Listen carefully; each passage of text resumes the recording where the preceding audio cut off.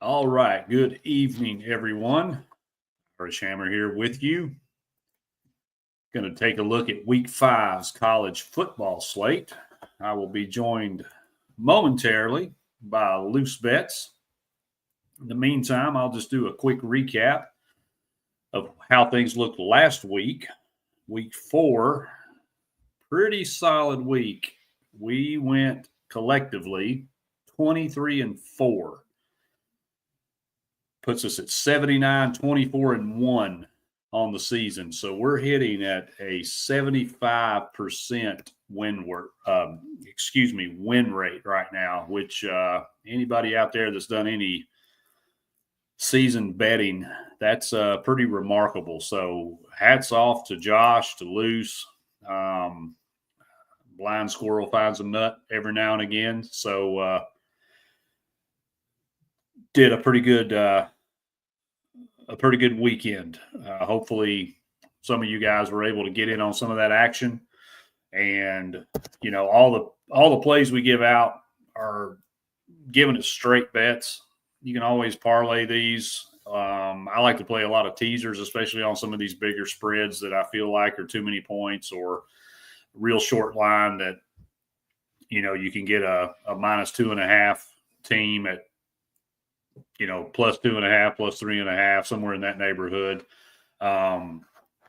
So, you know, do with it what you will. We just try to present how we see the games, what we're actually betting, and then, you know, use the pieces however you like. I know a lot of folks can't play college player props. I know you can't in Tennessee. It's the only good thing about living in Alabama is I can play college player props. So anyway, till Luce joins us here, I don't want to get too deep into this because, again, if you've watched this any over the last month or so, we don't discuss our plays ahead of time. What we talk about on here is what we, you know, is what we're going to play. And, you know, we may bounce some ideas off of each other from time to time, but we don't sit down and script this. We don't sit down and go over all of our plays and, you know, you do this one, you do that one. These are all individual. This is what we come up with. This is why we play what we play. So, again, hopefully we've helped some folks win some money in this. And this slate this week, pardon me while I shift my eyes to the screen over here, got some really good matchups. We've got Thursday night game standalone. It's Army at East Carolina. May have a play in on that. Florida State, Virginia on Friday night. TCU, Arizona State Friday night as well. And then Saturday is going to kick off Louisville, Pittsburgh. Conference matchup there. Georgia Tech, Wake Forest. Notre Dame, Arkansas. It's probably going to be a really good, maybe high-scoring game. We'll see how that plays out. USC, Illinois. Indiana and Iowa. That should be a really intriguing matchup with the high-powered offense versus the stonewall defense of Iowa. So fairly low total in that game. So we may dive into that as well. Then, of course, you get into the SEC. We've got Auburn A&M. We've got LSU Ole Miss. We've got Tennessee playing down in Starkville against Mississippi State. And I think there's a game in Athens this week. I'm not sure who's in that. But anyway, we'll take a look at some of those as well. Amongst many others, because, you know, we don't necessarily look at just the big time games. We look at games where we can give you some value, where we think the books may be off in their line, or sometimes they just, I mean, let's face it, they have the wrong team favored. They had the wrong team favored last week in Memphis and Arkansas.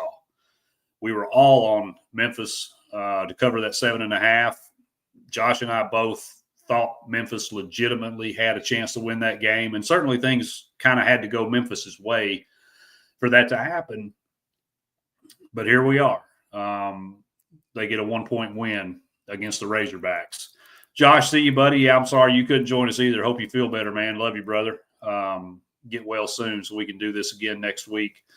I don't know what this crud is that's going around. I had it a couple weekends ago and kind of suffered through it all last week leading up to going to the game on Saturday.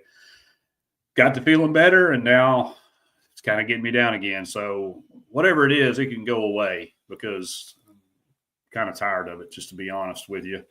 Sick of being sick, as they say. Talk a little bit about the Tennessee game. I mean, obviously, UAB didn't pose that much of a threat. They did get some garbage points on us late in the game when we started playing some of the deeper players on the roster. But overall, I don't think anybody can really be too disappointed with a 56-24 win. I know we still got some concerns defensively with players being out. I understand Jackson Moai will probably be back this week. Excuse me. Battling, y'all. Don't think we're going to see McCoy, which is probably wise. Colton Hood's doing a great job back there. And if we can get through this game and get him some more rest, get him healthy, we're really going to need him down the stretch. So hopefully we've got enough to turn the cowbells away. But Mississippi State, I mean, pretty solid. They've already won more games than what their wins are. They were projected 3.5. They've already won 4. So they're on a streak. Levy's kind of got it going in the right direction. They're playing with some confidence. But they're not this isn't the Mississippi State of years ago that we played in the SEC championship game, or even when Ole Miss, Mississippi State several years ago, maybe 10 years ago or so, were like the class of the league fighting for, the Western Division. So I feel like we've got enough juice on offense, and I think our defense can make enough plays that I don't necessarily believe an upset is in order, though it's certainly not going to be a cakewalk. It's a small stadium, but it's loud, and those stupid cowbells don't help. But I don't think that's going to phase us terribly much. I know it's Joey's first true road game in that he's going into a hostile environment. You can't really consider the game in Atlanta a road game. Crowd was pretty favorable for Tennessee there. So we'll see. Certainly there's always concern when you're playing on the road, especially the first time a quarterback's first start on the road in the SEC. So certainly there's some hiccups that can pop up. But I know Coach Heupel's been very dialed in on preparation for this game, and I feel like we're probably in as good a spot as we can be given the injuries we're dealing with, along with just the situation of making this our first conference game. So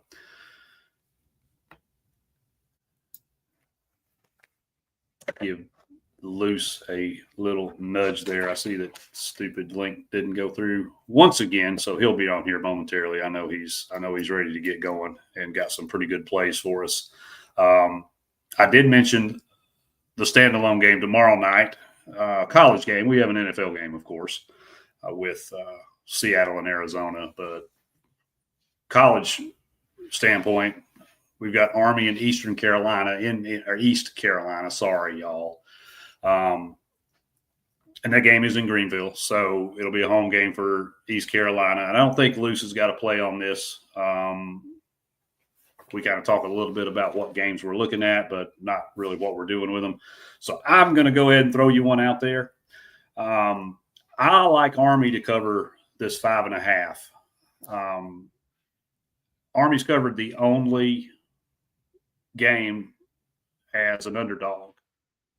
They've been favored in all their games. So I know the record's not great, and I know there have been some holes. Excuse me, y'all. I'm sorry. I'm struggling here. Been some holes defensively for Army. But Eastern Carolina hadn't covered a spread against an FBS team yet this year. And I feel like Army will correct some of the things that has haunted them and get this cover at 5.5. It's a little bit of a ratty line. I feel like Vegas is kind of baiting everybody to take East Carolina as a touchdown favorite at home. I don't see it that way. I think Army can keep this close, and this game will come down to less than a touchdown. So, right on cue, my man. How What's we doing? up? Doing good, man. How are you? I'm good. I'm struggling a little bit. Yeah. Excuse me. Still battling whatever this nastiness is I had a couple weekends ago, but we're going to get through it. So I thought we were going to have a little bit of a disaster. It took me probably like 30 or 40 minutes extra to try to get my kid to sleep. So it's all good, man. It's all good. I tried to fill the time as best I could. I would have done a little song and dance, but yeah, a little bit under the weather, and we wanted getting a little older to the knees. keep a few viewers at least, right? Yeah, well, that's true. Yeah, I don't want to totally run everybody off. Yeah. So anyway, I just kind of recapped our 23-4 weekend. Yeah, man, last what week. a great yeah. Last week was just phenomenal. I sent all those like Prize Pick slips that I hit on. Prize Picks actually limited me this week after all that. That sounds about right. Yeah, you were flat slap cooking.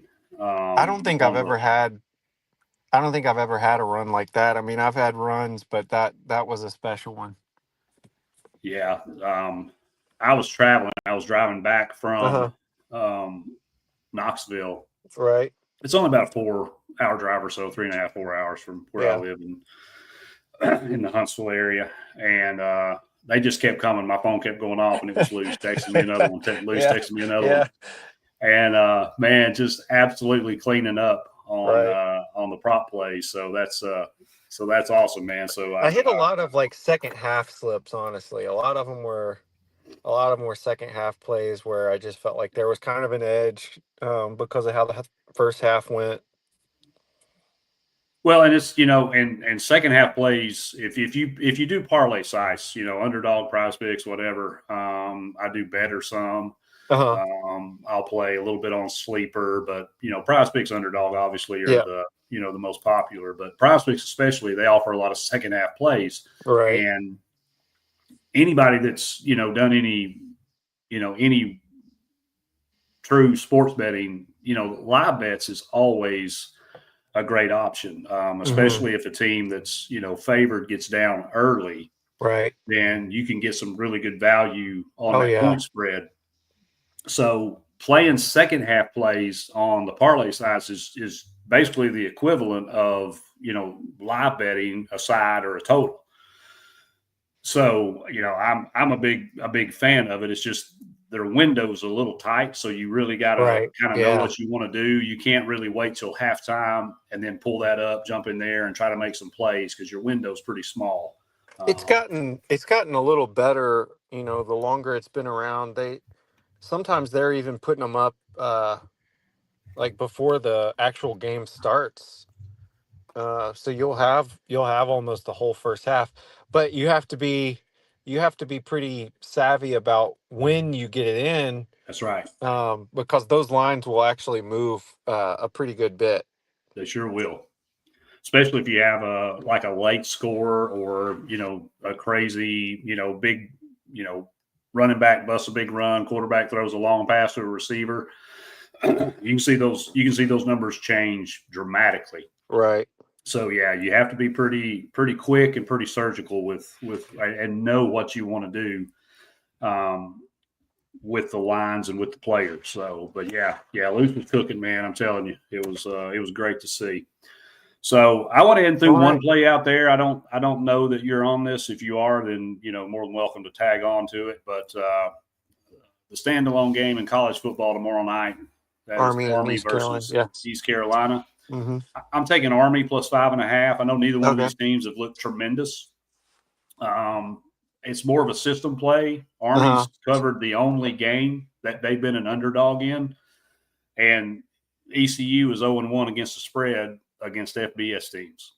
Mm. So it's really more of just it's a single game Just on Thursday yeah, night, and I got the statistics play. itch Right. and just want to play something on it. So I'm taking I Army in the was points. I was looking at that one earlier today, and I was because I wanted to, we don't usually get a chance to put a Thursday game out there, but the more I looked at it, I just felt uncertain about what I liked because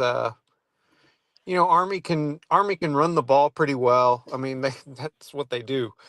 Um, and at the same time, East Carolina has at times played above what I expected them to. Like last week, they really hung in there with BYU for a good part of the game. It really wasn't until um, late in the third quarter, definitely into the fourth quarter, where they started to pull, or BYU started to pull away. And BYU's a a pretty good team. They forced some turnovers. Um, so yeah, and that game's at East Carolina. I don't dislike Army. I think that's the right way to go. If I were going to take anything, I do kind of like the point total. Um, but at the same time, if they if they keep the game close for too long, then I could see it actually going under. Um, it really just depends on how everything goes. Yeah, and it could be Army wants to kind of grind and Right, right, limit right. possessions, run the clock, which they're very Well, that's capable what of they do. doing. That's what Yeah, they do. yeah, They but they they can also be explosive. right. They can And get those breakout plays. yeah, So you what can is get the a total in that one? it's 50. 53.5 right now. Okay. Yeah, I don't. That's not unreasonable. I mean, 31-24, that clears it. Yeah. And I think there will be some points in this game. Oh, for sure. Both teams are capable of having those 70-yard plays. Yeah, absolutely. So, all right. So we do have a few games on Friday, which I Right. love the Friday games. It's a great, we've got the NFL and one or two maybe college games on Thursday, but I like this little pool of Friday games. It kind of Yeah. whets our appetite, gets us ready for Right. Saturday. There's been some Anything in decent those that ones, you've the seen that last you couple like? weeks too. Yeah, there The, have been the some really good ones. You're right. the only game, man, I don't know. All three of them are honestly like pretty decent games. Florida State at Virginia. Virginia's playing pretty well. And outside of Alabama, this is kind of the first test that Florida State will be getting. And then it's going to be an away game. I don't really think that Virginia should hang with them, but I'm still not 100% sold on Florida State. I mean, I don't see somebody going from a 2-win team to a powerhouse. I know they had a lot of weird circumstances last year, and then you got a a really good quarterback that came in, but I would not be surprised if Virginia hangs tight in that game. 6.5 is a weird line. 60.5 is a pretty high total. And I could see just about any outcome possible in that game. So I would not bet on that one. TCU and Arizona State. I'm actually surprised that Arizona State's getting 3.5 points there. TCU's coming into that game undefeated. They've had that big game against North Carolina to open the season, where, in my opinion, Josh Hoover, looked like a really capable quarterback in that game, and he's really done pretty much everything um, since that game that kept my opinion high on him. At the same time, I was I was questioning Arizona State until last week. They really seemed to kind of pull it together. I think that they're more prepared than I assumed that they were, and they're going to be hyped up for that game. I I think if I were going to take anything in that game, I do like the total over 54 and a half. And I would probably want to lean TCU more at 3.5 too. Yeah, I actually have this game, Yeah. and I took TCU on the money line, Yeah. Money line. Yeah. and I took the over. I got Yeah. the over at 55 and a half. Okay. Um, TCU is just a better football team. Yeah, I think so too. You know, in Man, Arizona they got a State, lot of speed. They got a lot of speed. We talked about that a couple weeks ago. They reminded me of that Oregon team from a few years ago. Well, from more like a decade ago. But that and, Arizona State, it took 3 Baylor turnovers and a uh walk-off field goal huh, to beat Baylor. right. I promise you, this TCU team is light Better than years Baylor better for than sure. Baylor. Yeah, yeah, yeah, And I feel like Cam Scatterbo took a lot of the offense yeah. out of Arizona State because Sam Levitt, and I can't remember the receiver's name, Uh huh. but their big dog receiver. Like, Right. if he can't find him, Yeah. Levitt doesn't know what to do. I don't And know that he doesn't know what to do. I think it's more that he doesn't really have much of an option of what to do. yeah, that could be the other side of it too. And I just feel like that Vegas is just baiting people to bet Yeah, to bet Arizona. Arizona Yeah. State by a field goal at home. Well, the only thing that I'll say is Dillingham. He's been in a lot of situations in these close games, and they pulled out a lot of really close games last year at home. Mm-hmm. So that's the only hesitation that I have there. Well, Um, he had a different weapon last year, though, that's too. true. That's true. You're not So wrong.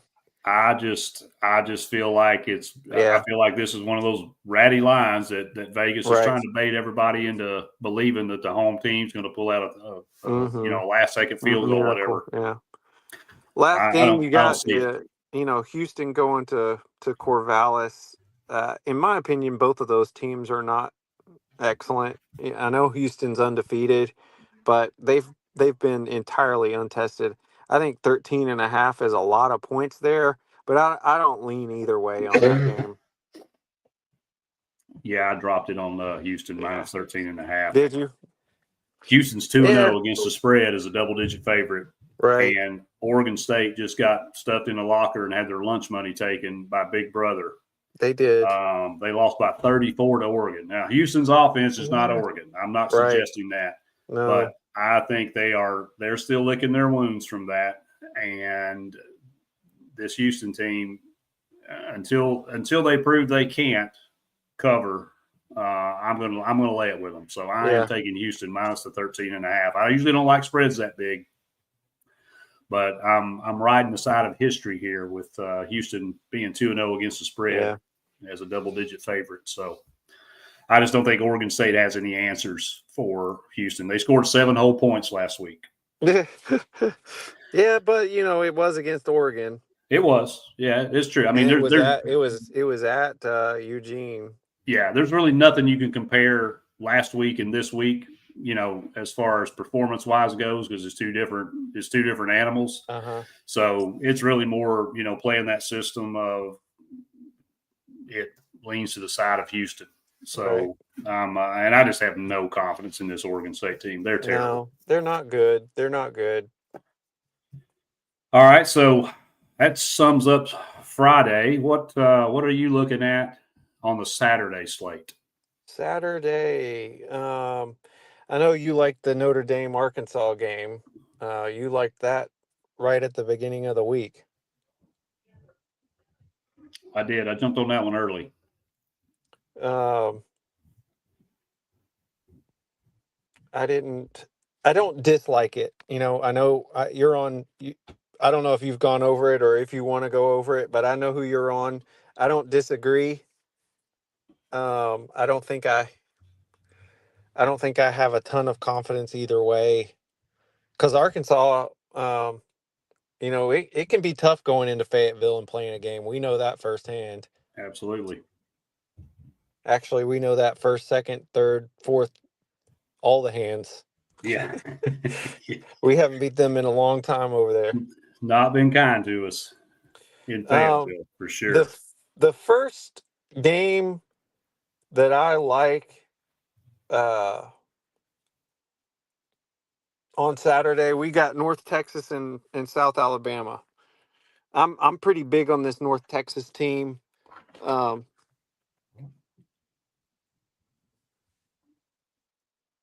I know South Alabama kind of got disappointed last week in a game that they probably should have won. But North Texas is kind of in that part of the season where they're going to have to get some style points in order to be at consideration for the playoff. Um, so they're going to have to win this game by more than 12.5 points, and I believe that they are fully capable of doing so. So I'm going to take North Texas at minus 12.5. I actually love that line there. Yeah. You've talked me into playing this. I did a little research on it because I didn't look at this game as closely. Yeah. Sorry, it was 2 weeks ago. The Tulane game that they. Oh no. Sorry, it was last week. It was Coastal Carolina. Yeah, they were supposed to win that game. Yeah.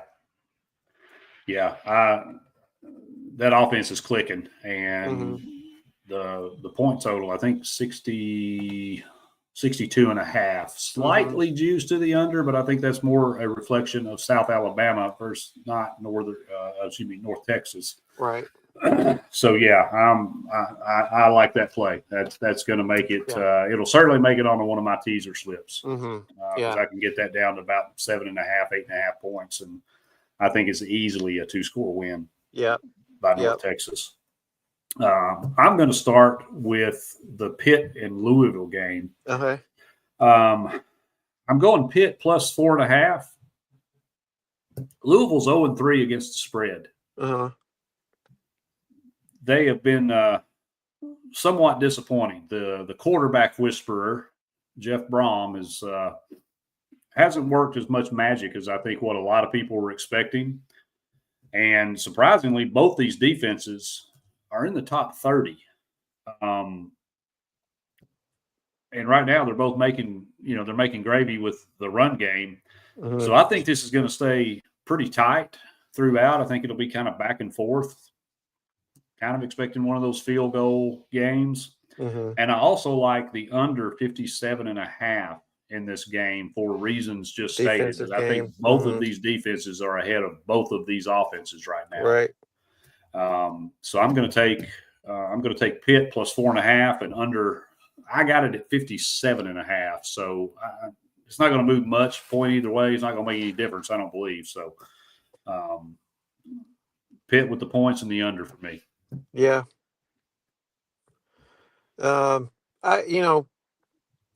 You got it at what was the point total you got? 57.5. Okay, yeah, and that's moved up from 55.5 at open. I kind of like it when I see a line jump, pretty good amount of points up to take the under. I've always been a fan of that. Mathematically, you're probably getting value anytime that you do that because Vegas knows to a pretty decent extent what they're doing, and when they get enough action to actually cause it to move 2, we even sometimes see 3-4 points. You have to take the under on a game like that. Yeah, that's because we all know how this money thing works, and handles and percentage of bets, all that stuff. There's truth in numbers, and more than anything, I look at numbers when I look at these games, and that's exactly what got me on this was the total moving. The only thing that worries me about that game is a possibility of overtime. I could absolutely see it going into overtime. Yeah, you're 100% right, because I do think this is going to be pretty tight. This is not going to be a blowout either way. This is probably a one-score game. Let's hope it's a Yeah. field goal. Either way, I don't care who wins. But yeah, that is the one thing that's concerning. Fortunately, Field goal would be um, great for both yeah, field sides goal would of be great. yeah. But fortunately, with the change in the overtime rules, the most we're going to see is, I mean, I can't imagine we're going to see 28 points in overtime. Right. Yeah. So especially with these two defenses. So yeah, I feel pretty comfortable with it now that it's kind of gone up.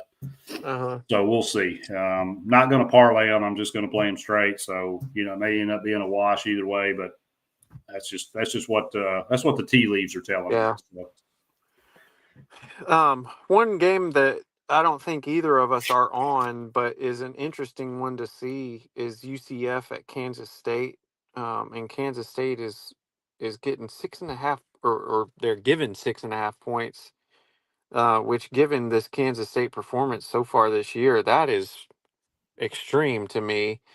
UCF, by all I can tell, seems like a team that has a possibility of going to that Big 12 championship game. I would not be surprised to see them go to the Big 12 championship game. I think that's kind of Big 12 doesn't even play a championship game, do they? That's a good question. I don't know. No, I don't think they do. Well, regardless, my point is, I could see them being, top 3, top 4 team in the Big 12 at the end of the season. And Kansas State is trending towards probably one of the bottom one or two teams in the Big 12 this year. They've been a massive disappointment.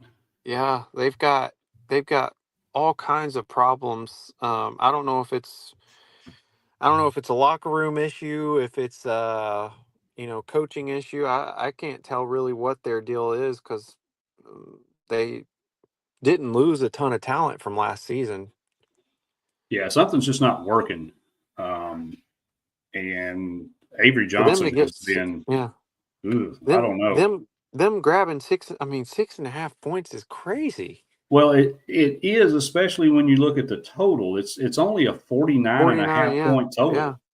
You gonna tell So me a high-powered offense like UCF can't get that score up? yeah, so this game's, at There's 49 and a something half, that trappy about it. screams Yeah. close game. That seems like a lot of points. I don't know that I'll get involved in it with Yeah. I'm any not gonna way, take but it's a anything, but it's very interesting. interesting. It's It's a very very interesting. interesting line. Mhm. The next game I am gonna take, I'm going I'm I'm I'm going with kind of the off the radar games this week, I guess. I'm on Bowling Green in Ohio. Bowling Green's getting 8.5 points, and I love that line for them. I do think that this is going to be probably a field goal game. I would almost even be willing to take the Bowling Green money line. I think they're a better team than they're getting credit for. But going into Ohio, it's barely even a road trip for them. I'm Everything points to Bowling Green plus 8.5 for me on that one. Yeah, and the same thing. It's a 51 and a half point total. Yeah. And I know Ohio started out kind of hot the first couple games, and then they got a big old slice of humble pie Yeah. when they played Ohio State. Right. But Yeah, they Bowling played Green hasn't. Rutgers a lot closer than they should have, and then Yeah, they won one at West Virginia, or home against West Virginia. So and it is they're up to probably 9.5 playing. now. So if you're on the Bowling Green side, then the line's Yeah, definitely moving your way. yeah, So if you hadn't played it yet, 9.5. That's definitely because now you're right. talking two scores, right? It So opened at 10.5, so yeah, it actually moved down to 8.5. If you're seeing 9.5, then I'm not sure what odds you're seeing that at. ESPN still got it at 8.5. okay. FanDuel it's not necessarily where I bet it, but that's kind of what I reference because it's the Yeah. easiest format. It's minus 114 for At Bowling 9.5, Green. man, you got to take Yeah. that. You got to Yeah. take that. Anything under 120, 125, that's and Ohio to cover is minus 106. So not a ton of confidence in Ohio to cover 10 points. So Mm-hmm. all right, good deal. Next game I'm going to go to is I've already bet this, so I'm going to give it out. But it comes with it's your money. You play at your own risk. Yeah. Sorry, but I'm going over on the Duke and Syracuse game. Okay. Now, I know Angeli got Uh-huh. hurt, Uh-huh. but Ricky Collins was all the way, everything, because, we played these clowns, good team, first week of the season. So my whole summer was spent cooking up info and, a little bit of a ragging video on Syracuse. So everything that I saw was Ricky Collins was going to be the starter. He's a transfer from LSU. And then all of a sudden they name Angeli the starter, a week or two right before the season starts. Yeah. So I don't feel like Collins is going to be a huge step down. He's certainly a little more athletic. Okay. He may not be quite as sharp throwing the ball, but the way this offense has been operating and scoring points, and Duke has allowed 33 or more points in all three of the games that they've played against FBS opponents. They just bleed points and yards. So I'm kind of banking on Ricky Collins here to kind of keep the train rolling, and Duke can score. I mean, this offense is pretty proficient. Their defense is terrible. So I think it can get there. I mean, we're talking, 34-30 kind of game, maybe. I just feel like Syracuse isn't going to miss too much of a beat with their opponent. Now, if they're playing, a team that had a little bit better defense or had a good pass rush or something, I mean, I'd stay completely away from this game, y'all. So understand this is betting Duke's defense to bleed points the way they've done all year, and Syracuse to keep that momentum that they've built at the beginning of the season going with a new quarterback. So that's why I say, don't put the mortgage on this one. Okay. Yeah. That's just how I'm seeing this. And I just can't get away from Duke giving up 33 or more points in every game against FBS opponents. So any type of offense with a pulse is going to hang 33 points on this Duke team. So I just feel like this game's going to get there. The type of offense that they run too, it doesn't require a ton of skill throws. No. It's more of like finding the open man, kind of dump passes, almost like a Patriot style offense from Tom Brady days. Yeah. You don't have to have a surgical quarterback back there to run this offense and score. Yeah, 100% Plus, right. I think if anything, Ricky Collins is probably a little bit more mobile than Angeli is. Very much more athletic than it's Angeli. opening up a different dynamic to their offense that it could even break them out. Yeah, I would not be surprised at all if that happens, because I was pretty. I won't say concerned, because I was very confident with us going into that game, but I felt like he could pose more of a threat. When I heard Angeli was starting, I was like, oh, great. Yeah, I mean, the ESPN predictor has Syracuse as the favorite in this game. I don't know how you don't also take the Syracuse plus 5.5 in a way. Yeah.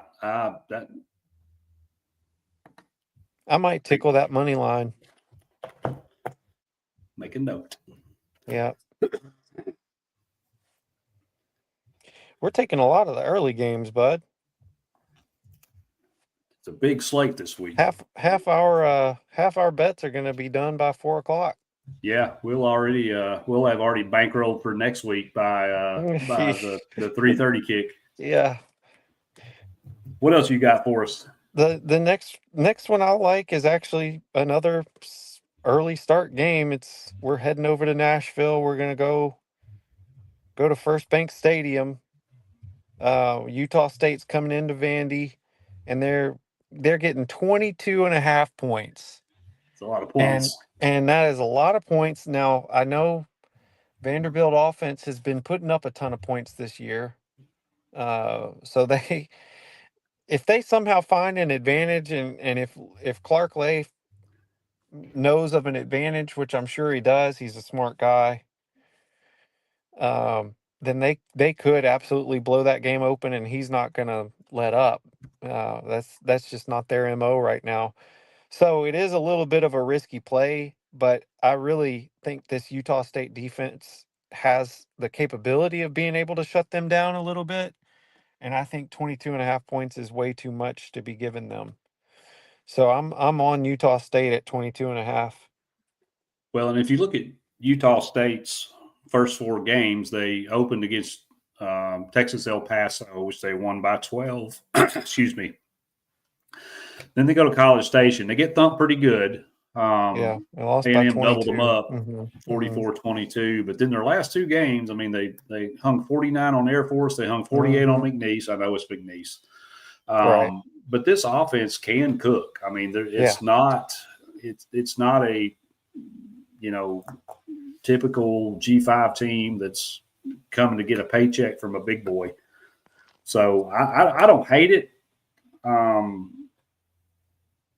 But it's what you just said a minute ago about Clark Lee and not taking his foot off the gas. Right. Because he's got that punk Diego Poverty quarterback that's shot his mouth off all summer.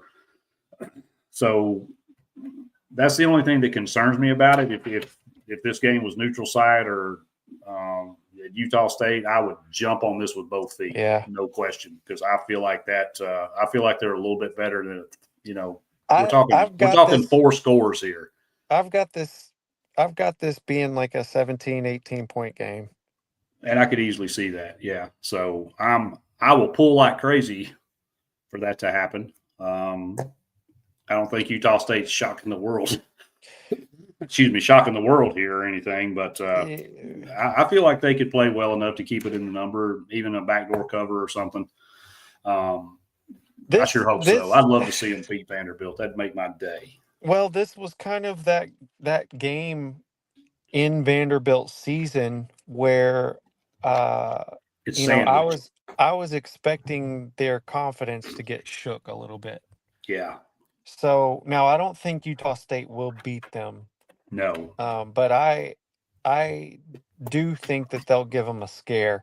You know how they jumped out on 14-0 lead against us last year. I would not be surprised to see Utah State do that to them this year. It's very possible because I mean this is a good offense. They got a scrappy quarterback that can dual threat, right? And I won't say they hung in there with A&M, but they kept that game within the number. They did, and I feel like A&M is miles better. They talent-wise and size-wise, they're a bigger team than Vanderbilt. And that's a much tougher environment to play in. That's a much tougher field to play at. Yeah. Yeah. So everything. You're right, Luce. I mean, everything points to Utah State staying in this as long as Clark Lee doesn't want to,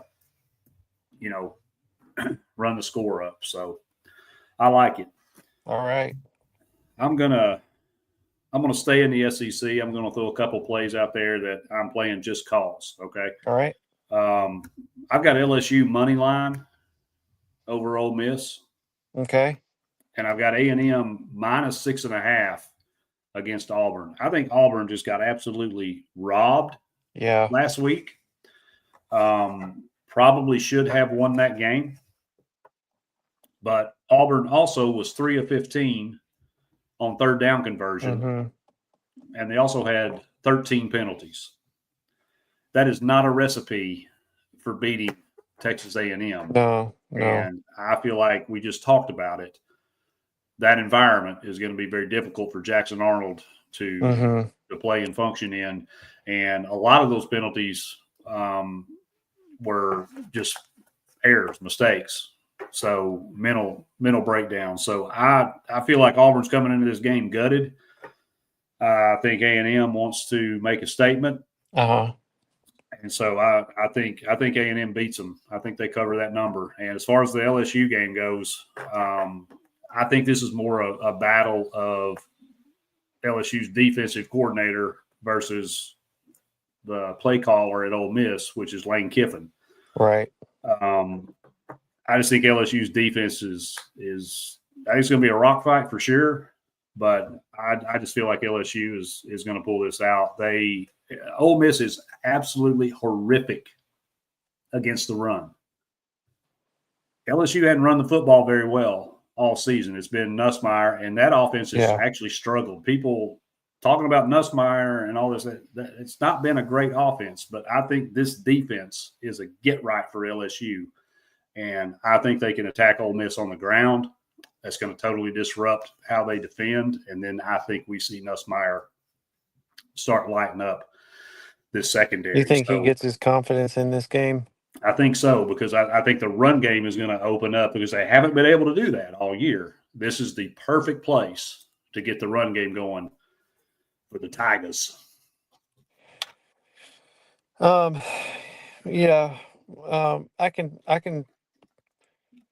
I see where you're coming from. I definitely agree on A&M.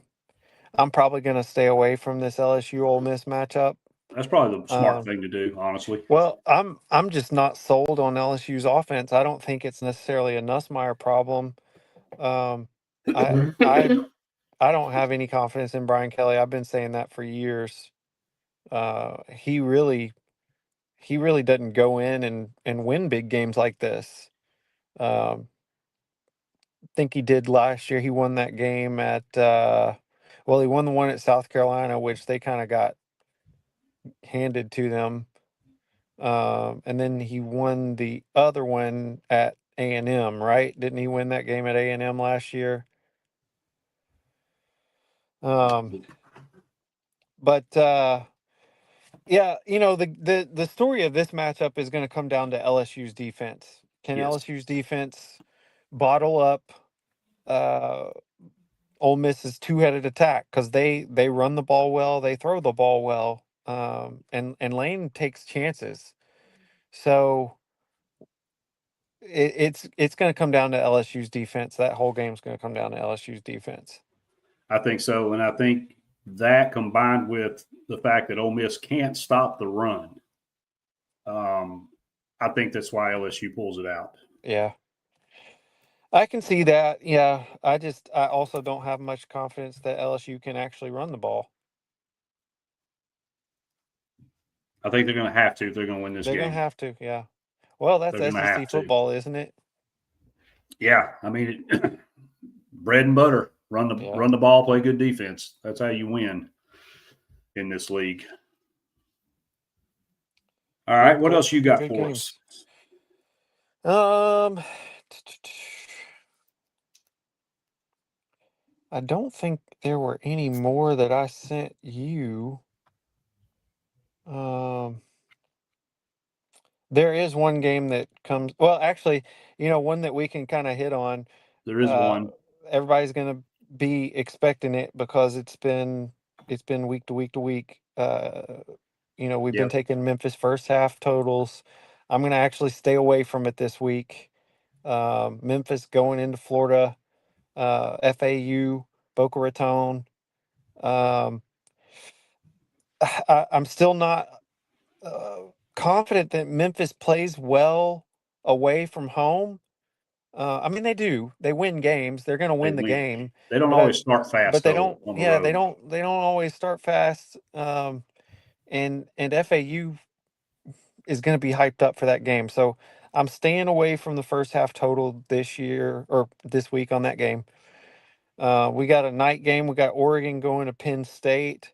Penn State's actually favored 3.5, which I think most people would find to be surprising.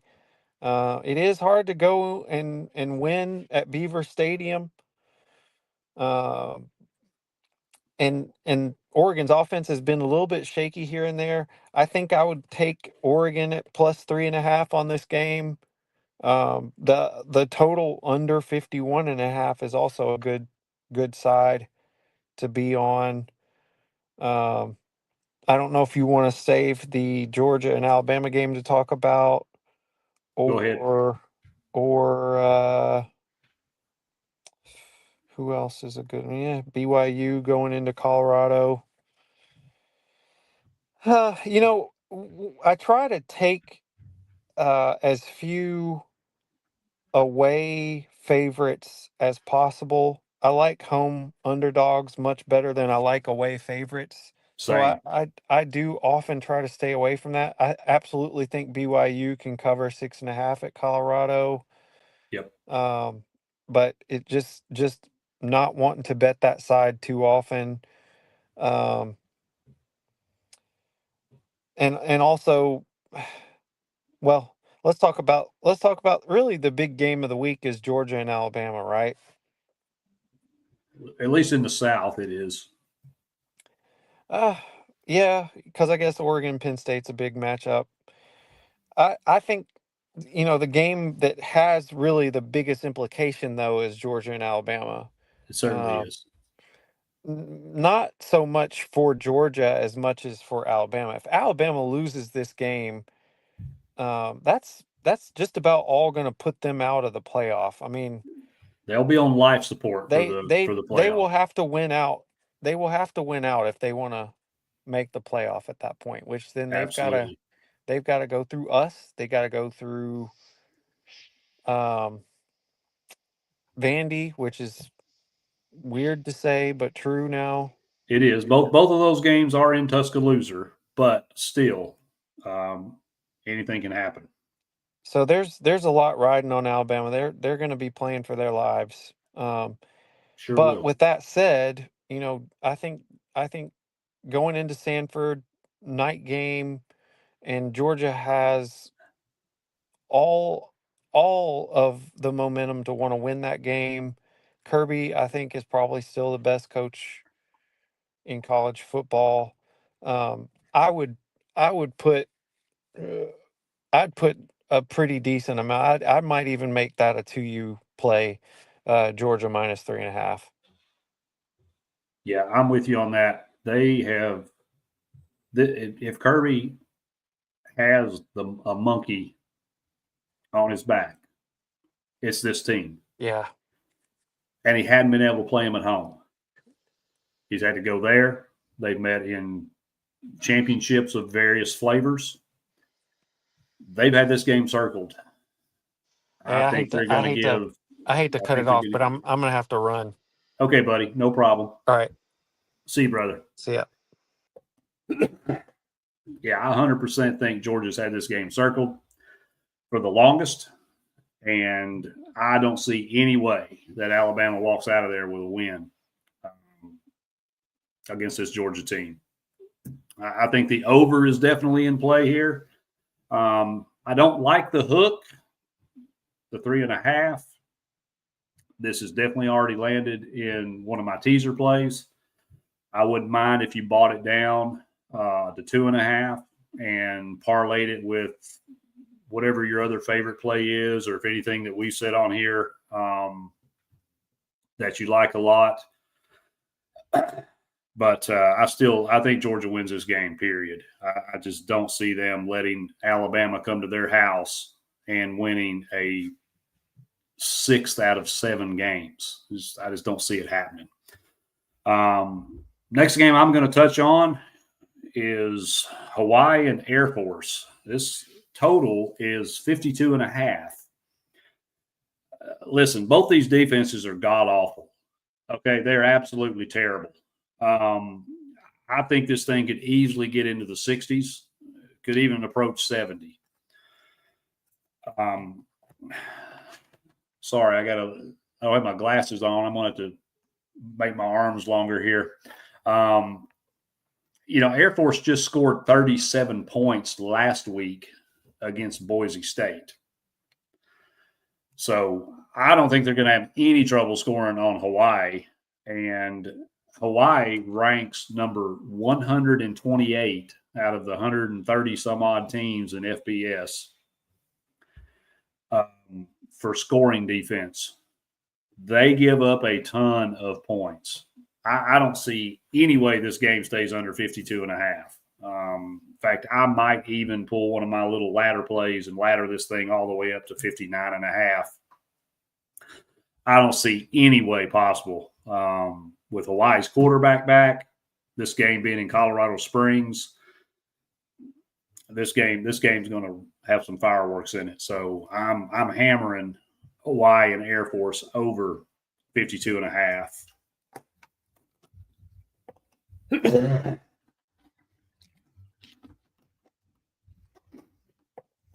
Forgive me, y'all.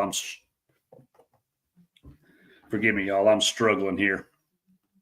All right, the next game I've got is going to be Tulane and Tulsa.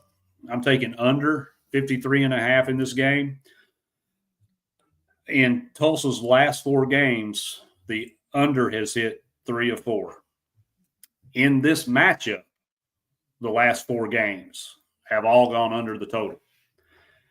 I don't see anything changing in this one. I think this is a dead under 53.5, and I would not be surprised to see this total drop on down even somewhere around the 50 mark by kickoff. So if you're inclined, if you think that this is probably an under game, I'd get it early because I feel like it's probably going to move. I don't see any way this game hits 54 points. Next game I've got is Boise State against App State. Boise is a 16 or 16.5 point favorite. I got it at 16. Boise ran into a buzzsaw down in Tampa week 1, and everybody's like, oh, well, Ashton Jennings gone, so they can't score. Their offense is broken. They're going to take a step back. That's not the case. They've averaged 50 points a game their last 2 games and have racked up over 1,200 yards of offense. So I don't see anything that App State's going to be able to do to slow this team down. And this is App State's first road game of the year, and they got to go play on the Smurf turf. I just don't see that they're going to have any answers for this Boise team, and I think Boise absolutely steamrolls App State. So give me Boise State minus whatever the number is. Next game, Luce alluded to it because when I saw this line came out, I immediately sent him a message and said, dude, have you seen the line for the Arkansas-Notre Dame game? I'm on Arkansas. Plus 5.5. That line may have changed. So let me take a look. It is down to 4.5. So I like it even more better at 4.5. So, I mean, y'all probably watched at least the Ole Miss Arkansas game. If you didn't watch the Memphis Arkansas game, which I couldn't watch it. I tried to keep it on the phone and listen as I drove back from Knoxville on Saturday. Arkansas should have won both these games. They just completely down both legs against Memphis, and they should have beat Ole Miss. Notre Dame is 101st in passing efficiency allowed to other teams. This is not the Notre Dame defense of the past few years. This defense has got some issues. Now, they can run the ball. They can score some points. We saw that in the Notre Dame-Texas A&M game, which we gave out the over in that game, and it sailed over. So Notre Dame can score, but they give up a lot. And they're 87th in FBS in points per drive allowed.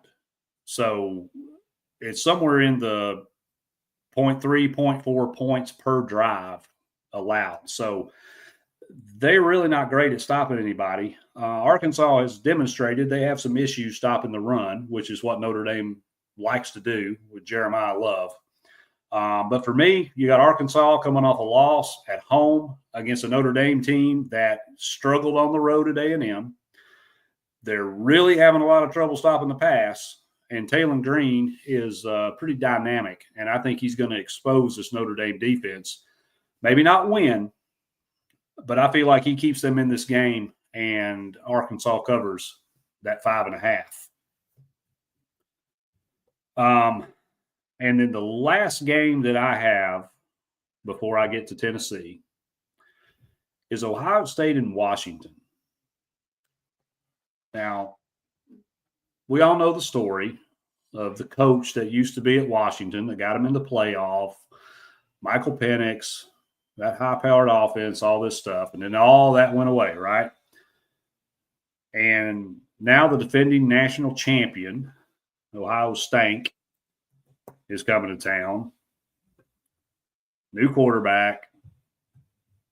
Sent, like 13 players or something stupid to the NFL in the draft in April.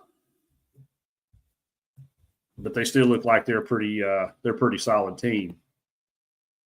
This line, when I got it, was 8.5. So I'm going to take a look real quick.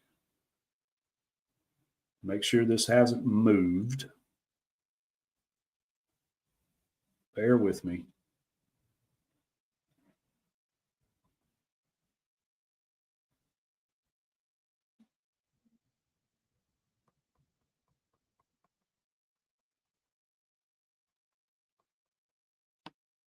Still 8.5. So 52.5 total.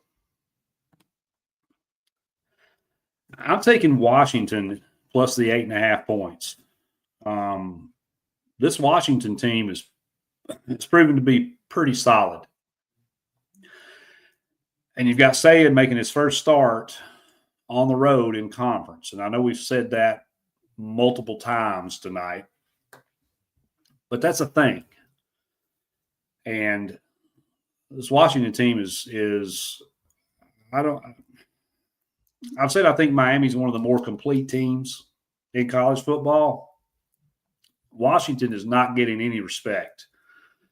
And I think this is maybe not win, but this is their coming out party to show that they can still play with the big boys of college football. That is a tough environment for a kid making his first start on the road in a conference game. And believe me, they're going to be fired up for the defending champ coming in there. I think this line may move as well. Excuse me. I think you're going to see some sharp action come in on this game late. So I went ahead and jumped on that 8.5. Wouldn't be shocked if Washington pulled off an upset here, because we saw Ohio State go to Eugene, Oregon last year. It's basically the same trip and walked out of there with a loss. And that team was much more talented, in my opinion, than the one that's going into Washington on Saturday. So I'm taking the Huskies plus the 8.5 against Ohio State. And the last game that I have is going to be the Tennessee-Mississippi State. I don't typically like to bet a whole lot on Tennessee just because I always bet with brains and not heart. And anybody that knows me, follows me on Twitter, has watched me on here, I bleed orange. I am a VFL. I spent the best 5.5 years of my life on that campus. So I don't want anything other than great things for Tennessee. I'm taking Mississippi State plus 8.5 in this game. I think Tennessee wins the ball game, but there's a lot of things that point to Mississippi State covering this spread. The first of which is Tennessee's defensive numbers. Now, we should see Jackson Mawai come back, as I said, kick off the show. We're still not going to see Jermod McCoy. We certainly aren't going to see Ricky Gibson. So we're still going to be down probably definitely 2, maybe 3 starters off that defense. Okay. So there's 1. Number 2, I just have to tell you facts, y'all, because if I'm putting my money on something, I've got to look at risk. Okay. Tennessee's defense is 127th out of the 130 some odd FBS teams. Tennessee's defense is 127 in points per scoring opportunity. Now, if you're not familiar with that stat, that is trips across into the opponent's 40-yard line. We're giving up 5 points per trip across the 40 as an average. Mississippi State is top 20 in scoring opportunities on offense. I'm concerned that we're going to have to get into a little bit of a shootout. Now, I know our front 4, front 6, I don't really say 7, but just because of the scheme that we play on defense, I know we can put some pressure on the quarterback, okay? But if that pressure doesn't get home, I feel like Mississippi State's going to be able to move the ball on our defense. And once they get into plus territory, especially past the 40, we don't get a lot of stops. We give up points. This is Joey's first road game. This is Joey's first SEC road game. Mississippi State's 4-0. They've already exceeded their win total projection by Vegas, which was 3.5 the start of the year. So they've definitely overachieved. There is one thing I do like for Tennessee in this game, and that's the fact that Tennessee right now has the 15th toughest schedule. And Mississippi State somewhere in the mid-60s. They haven't played a caliber of team that they're going to see roll into Starkville on Saturday. So I feel like Tennessee wins the game, but I feel like we trade some scores and maybe even have to play from behind maybe early. I hope that's not the case because I hope Joey can drop 2 quick ones on them and shut those damn cowbells up. But I've got to go with what the numbers are telling me, and the numbers are telling me that this is going to be a close game. So from that perspective, 8.5 points is too much for me to lay on the road with our quarterback making his first road start in conference. So give me Mississippi State plus 8.5. Tennessee wins the game. Because I don't want y'all at me and questioning my loyalties. I'm just telling you, I think it's going to be closer than and I hope I'm wrong. I flat slap hope I missed that bet, okay? I will beat them by 30. Just got to go with the numbers. So there you have it. That's that's about 14 bets that I gave out. Luce gave out 3 or 4 there. So off to a pretty good start for the week. Josh will have some plays. I'll post those on the podcast page. So make sure you're following that. It's just at DTH Podcast, Dropping the Hammer Podcast. Have those plays on there. And since Luce had to jump off, I am going to throw everybody a bone. And we're going to do another little contest. I did this last week, and amazingly, nobody participated. So nobody got the money. Don't get it. So what I need you to do to be eligible is to shoot me at the Irish Hammer on Twitter. Shoot me a direct message with, and all you got to say is TNF. Stands for Thursday Night Football. So send me a direct message, TNF. Subscribe to the podcast. Follow everybody on Twitter. and I'll enter you for a $25 cash prize. If this parlay hits, playing this on Prize Picks, Thursday Night Football, Seattle versus Arizona. And this should be the easiest cash that we do all weekend. Got Trey Benson over 14.5 receiving yards. I've got Torrey Horton, receiver for Seattle, over 22.5 receiving yards. And I got Trey McBride over 39.5 receiving yards. And I'm going to do the same thing I did last week. I'm going to take the little freebie. This week it's Jalen Hurts over half of a passing yard. So if Jalen throws the ball for 1 yard, that leg of that parlay cashes. This parlay cashes. I'm giving somebody that sends me a message that says TNF, Thursday Night Football. Subscribe to the podcast. Subscribe to all of us, or follow all of us. I'm going to send you $25. We hit it last week. Nobody participated. Please participate. I try to give money away on here all the time.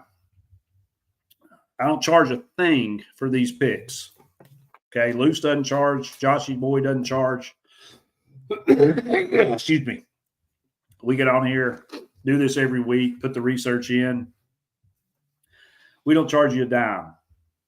We went 23-4 last week. It's documented. Posted all the plays. If you watched the podcast, you heard them. If you didn't watch the podcast, you checked the page on Saturday, you saw them.